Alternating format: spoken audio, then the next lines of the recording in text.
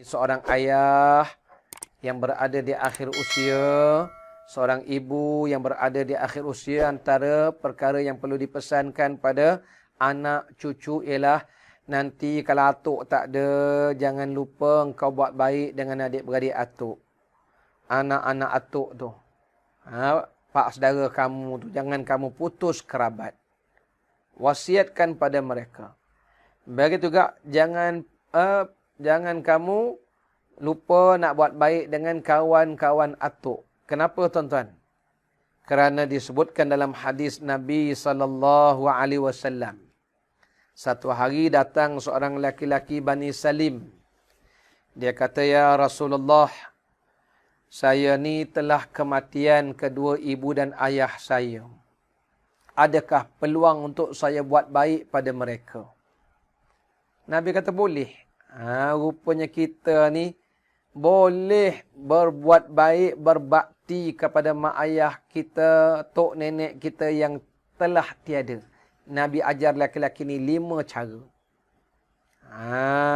Jadi siapa kata bila orang tu mati, putus segala-galanya? Tak putus lagi, ada benda yang kita boleh bantu mereka walaupun dah mati. Ya, apa 5 perkara ni?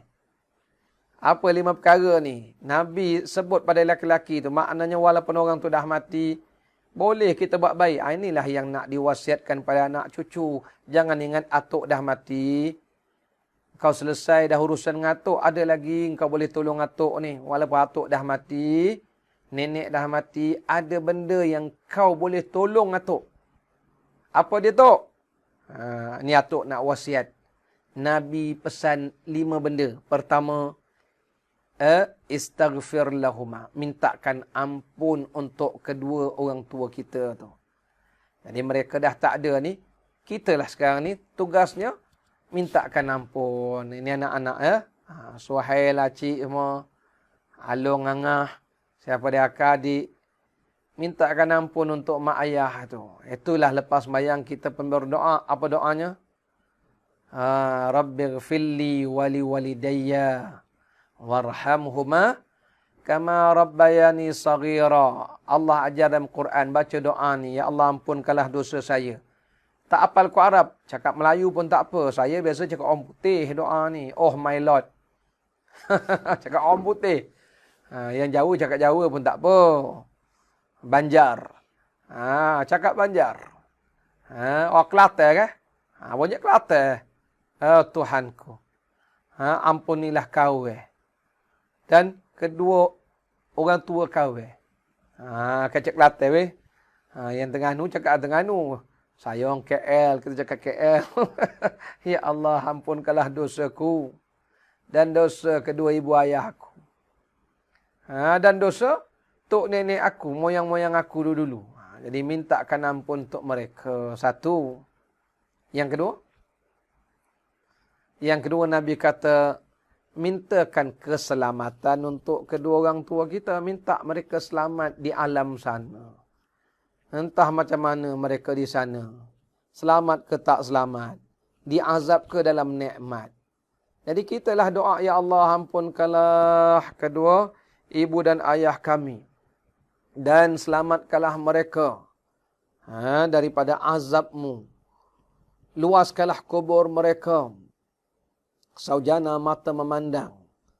Rahmatilah mereka ya Allah. Jadikanlah kubur mereka itu raudhah, taman syurgamu. Jangan kau jadikan kubur mereka tu hufrah, lubang nerakamu. Minta pada Allah selamatkan. Ya Allah, selamatkanlah mereka, ibu ayah kami, nenek-nenek kami daripada azab kubur. Jadikanlah kubur mereka itu suatu taman syurga. Luas saujana mata memandang. Itu minta yang keduanya. Yang ketiganya, mohon pada Allah Ta'ala, Nabi kata, tunaikan janji-janji mereka. Kalau mereka ada janji waktu hidup dulu, kitalah anak-anak waris-waris ni tunaikan. Di sinilah wasiatkan pada anak cucu, pada anak-anak abah ni, pernah berjanji, kalau ada duit, abah nak beri tahfiz Quran tu RM1,000. Mat, sekarang ni abah uzur dah, Mat. Duit abang abah tu adalah sikit dalam bank tu, KWSP abah tu. Jadi nanti kalau abah mati, jangan lupa engkau beri kat tahfiz Quran tu RM1,000. Kita pun bila berlaku kematian, jangan faraid dulu. Tunaikan wasiat dia dulu. Jadi bila kita tunaikan wasiatnya tadi RM1,000 bagi ke tahfiz Quran, ambil duit mana? Sohail nak ambil duit mana? Ambil duit si mati tadi sebelum faraid. Jangan bagi dulu. Tunaikan wasiat dia. Itu namanya berbakti pada mereka yang dah tak ada. Itu namanya wasiat. Tunaikan wasiat dia dulu. Jangan faraid dulu. Lepas tu pesan pada anak cucu kalau ada wasiat-wasiat. Dia dipanggil apa? Dipanggil wasiat kebaikan ni kan. Dia wasiat ni ada yang berbentuk wajib, ada yang bentuk sunat. Ada yang tanya, wasiat ni wajib ke? Dia ada syarat dia lah. Wasiat ni ada syarat dia jadi wajib. Dan kadang-kadang dia tak jadi wajib. Panjang ceritanya. Itu kena nanti kuliah akan datanglah kita cerita bab apa yang perlu dilaksanakan bila berlaku kematian. Cuma saya nak sebutkan dulu hari ni. Contoh wasiat yang wajib ialah wasiat yang melibatkan harta benda. Si mati wasiat perkara yang melibatkan harta benda. Contoh tadi dia kata, abah wasiat nanti kalau abah mati, ambil duit abah RM1,000 bagi kat ustaz yang ceramah tu. Contoh ni contoh. Ustaz yang ceramah tu. Siapa nama dia tu? Rehan ke Farhan ke tu. Bagi dia RM1,000. Jadi itu wasiat harta wajib ditunaikan. Ambil harta si ayah tu. Kerana itu dipanggil ibadah maliyah, ibadah harta benda. Kalau abah tak ada duit, anak-anak cuba tunaikan dengan duit anak-anak. Itu wasiat si ayah. Wasiat melibatkan harta. Ya? Wasiat harta. Apa lagi contohnya wasiat harta ni? Abah dia kata, tahun ni korban. Abah wasiat, buatkanlah abah satu bahagian korban. Jadi, abah dia pun mati. Tunaikan wasiat si abah tadi. Buatkan korban. Ambil duit abah tadi yang dah meninggal tadi. Sebelum faraid ambil, tunaikan dulu korban. Itu wajib ditunaikan kerana melibatkan harta. Tapi kalau ibadat itu, ibadat tubuh badan. Contoh apa dia? Ibadat badan ni. Contoh zikir, baca Quran. Dia kata abah ada wasiat. Abah ni teringin nak baca Quran sejuzuk. Sejuzuk. Ataupun abah nak zikir la ilaha illallah 100 kali. Jadi abah dia pun meninggal. Jadi wasiat sebegini namanya ibadat tubuh badan. Sunat anak-anak tunaikan. Sunat anak-anak tunaikan wasiat tu. Tak wajib, sunat. Kerana dia melibatkan ibadat tubuh badan, baca Quran, berzikir, iktikaf di masjid. Dia tak melibatkan harta. Jadi kalau melibatkan harta tu, wajib anak-anak tunaikan. Jadi bila kita tunaikan wasiat ni tadi, itu seperti kita membuat baik pada si mati. Itu namanya menunaikan janji-janji dia. Janji-janji ya. Jadi janji orang ni ada dua. Satu melibatkan harta, satu melibatkan ibadat tubuh badan. Jadi ingat, yang melibatkan harta ni wajib waris selesaikan. Yang melibatkan harta, apa lagi melibatkan harta contohnya? Contohnya abah dia tak pergi haji lagi. Duit ada, tapi kota tak dapat. Tahun ni pula haji tak boleh nak buat. Kalau ikut nama abah dia naik pergi haji tahun ni. Takdir Allah kena COVID abah dia. Meninggal abah. Jadi duit ada dah dalam tabung haji tu. Jadi keluarkan duit tabung haji tu, jangan faraid dulu. Tunaikan dulu badal haji. Dia panggil haji badal. Buatkan haji untuk abah tu dulu. Itu namanya tugasan. Kita buat baik berbakti. Dah 3 kan? 3. Yang keempatnya, Nabi sebut dalam hadis itu yang keempat, ini dipanggil wasiat pada mereka buat baik kepada kaum keluarga. Yang keempat, Nabi kata, kita hubungkan tali kekeluargaan dengan orang yang ada hubungan darah daging dengan mak ayah kita. Jadi kita buat baik dengan adik-beradik mak, buat baik dengan adik-beradik abah. Sebenarnya kita berbakti pada mak ayah yang telah tiada. Ini kena wasiat jugalah pada waris-waris. Abah tak ada besok, jangan kau berkrisis dengan paklong-maklong tu. Lupakanlah apa yang berlaku. Mereka tetap darah daging abah. Jangan kau panjangkan sengketa dengan adik-beradik abah yang lain, adik-beradik mak. Mereka tetap darah daging kami. Tak handsome, tak apa. Janji hubungkan satu rahim. Bukan tak handsome, tak apa. Janji kaya dah. Tak handsome, tak apa. Tak kaya, tak apa. Tapi jangan putus silaturahim. Pesan ni kena pesan. Hari ni budak-budak, anak-anak muda hari ni, dah tak kisah dah. Pak saudara, mak saudara. Ada dengan tak ada serupa je. Malah setengahnya kata menyusahkan dia pula. Sedangkan dia lupa yang dia ulur duit pada maklong dia tu, adik-beradik mak dia. Nabi kata, al-khalatu bimanzilati ummika. Kedudukan mak saudara kita tu sama taraf dengan mak kita. Jadi kita duduk cium tangan adik-beradik mak, cium tangan maklong, cium tangan muksu adik-beradik mak. Nabi kata sama taraf dengan mak kita. Yang kita duk hulur duit pada maklong, mak ngah kita, adik-beradik mak, adik-beradik abah. Sama sebenarnya kita bakti pada mak abah kita yang dah tak ada tu. Faham ni Suhail ya? Tu kadang-kadang balik tu. Ziarah Mak Cik Mah ya. Lagi siapa?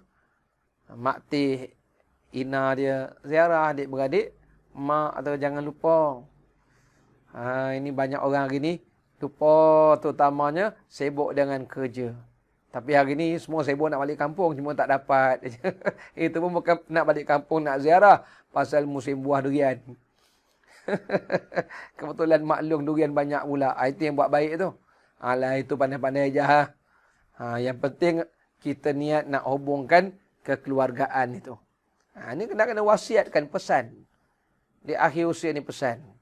Dan anak-anak dengar pesanan-pesanan tu elok-elok tak? Sebab banyak yang lupa hari ni. Sibuk dengan kerja. Sampai ke hari ni, yang kita bimbang, sibuk dengan kawan-kawan lebih daripada keluarga sendiri, adik-beradik, mak ayah kita. Sibuk dengan kawan. Kena pula yang banyak follower, sibuk dengan follower. Dah lupa, dah tanggungjawab, berbakti pada mak ayah tadi. Sebab dia kata mak ayah dah mati dah.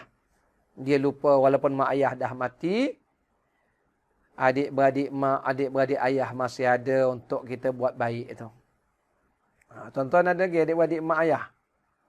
Saya ingat adik-beradik ayah saya dah tak ada. Adik-beradik mak saya tinggal seorang, maklong je tinggal. Maklong je tinggal.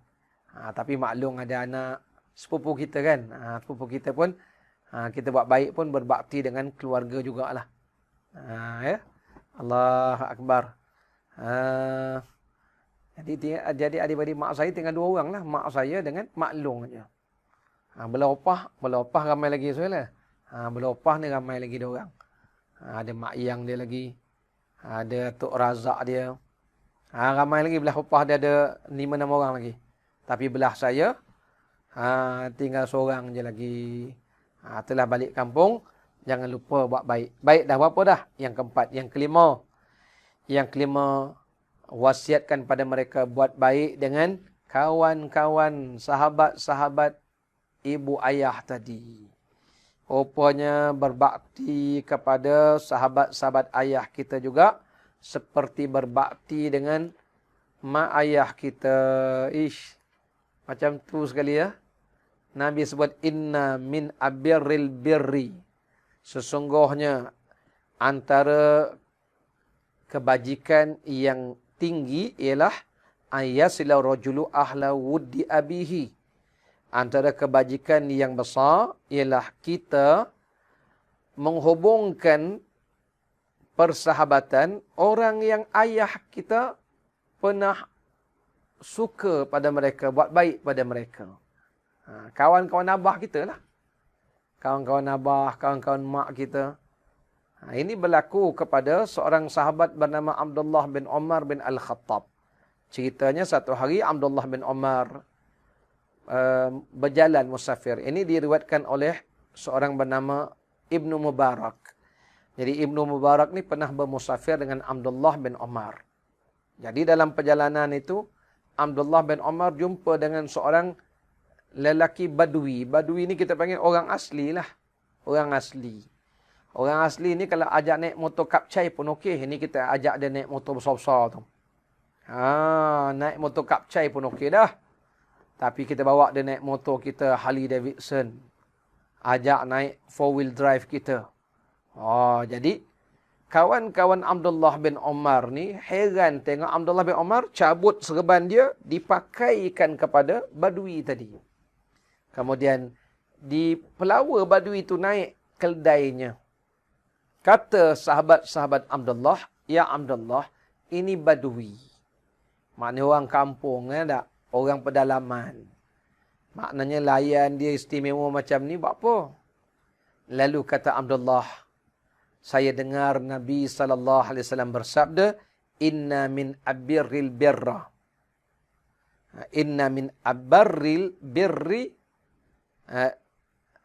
Sesungguhnya, kebajikan yang paling besar ialah kita buat baik dengan orang yang ayah kita pernah bersahabat. Rupanya kita buat baik dengan orang yang ayah kita pernah berkawan tu. Sama kita berbakti pada mereka yang dah tak ada.